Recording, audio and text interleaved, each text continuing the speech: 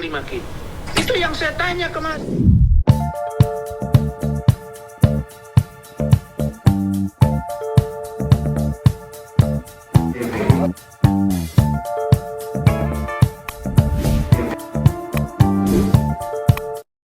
Hakim harus mengakui bahwa dia menikmati hubungan itu. Itu yang akan kami cross check. Jadi Hotman itu kemarin menjawab pertanyaan itu, dia sudah kewalahan. Makanya saya bilang, dia nggak nyambung. Ini dia punya map gede begini, jatuh di depan dibiarin. Dokumen segini, minta serahin. Dia bohong itu. Dia bilang, gua sudah serahkan ke hakim.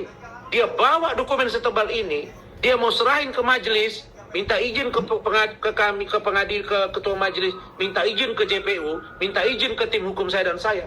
Kita tolak, ditolak itu dokumen. Jadi gini aja, makanya saya bilang, Hotman, berita acara sumpahmu itu nggak bisa kau hindari. Jadi perbuatanmu, menurut saya dan tim, sudah kami buktikan bahwa ada perbuatan dugaan asusila atau pelecehan seksual terhadap iklim hakim. Itu yang saya tanya kemarin. Di dalam mobil juga saya tanya dia. Apa? Di dalam persidangan. Apa yang kau lakukan dalam mobil? Saya tanya. Karena iklim hakim mengaku dalam mobil itu dia melakukan sesuatu yang tidak pantas. Terus dia bilang, Anda menuduh saya. Saya bilang, Anda dokter hukum. Anda bilang pengacara internasional. Saya gituin cara saya bicara. Saya bilang, kalau Anda pengacara internasional, Anda bilang, tolong beritahu ke saya, apakah kalimat praduga tidak bersalah? Saya duga ada kelainan seksual. Apakah itu tuduhan atau tidak? Oh, saya nggak bisa jawab, tanya ke ahli. Loh, Anda ngomong bahwa saya menuduh. Kan kalimatnya diputar. Diduga Hotman Paris melakukan pelecehan seksual. Ketika wartawan tanya, Bang Rasman, apakah Bang melihat perilaku Hotman ini ada kelainan seksual? Kalau Anda tanya itu ke saya, menurut iklim hakim ke saya, bahwa diduga ada kelainan seksual. Kenapa saya bilang ada kelainan seksual? Masa dalam mobil dikerjai? Itu maksudnya, dan itu kata iklim hakim.